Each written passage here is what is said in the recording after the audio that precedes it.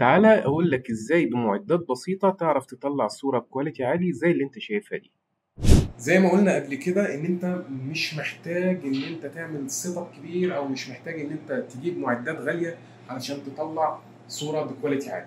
ممكن تشتغل بحاجات بسيطه جدا وتطلع كواليتي عالي زي ما هوريكم دلوقتي على الشاشه، وهوريك كمان المعدات اللي انا اشتغلت بيها والاعدادات بتاعه الكاميرا وبتاعه الاضاءه. طيب احنا المعدات معانا ايزي اوكتا 120 راكب عليها فلاش جودكس في 1، ومعانا السوفت بوكس ده.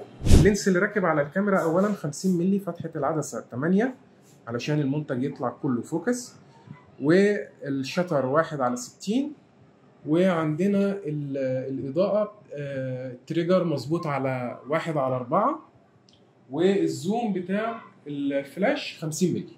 ونصيحة قبل ما تبدأ تصور أي طبق لازم تاخد بالك إنه خالي من أي شوائب وتنضفه كويس جدا، لأنك لو ما عملتش كده هتتعب جدا في الإيديت. يلا بينا نشوف النتيجة سريعا.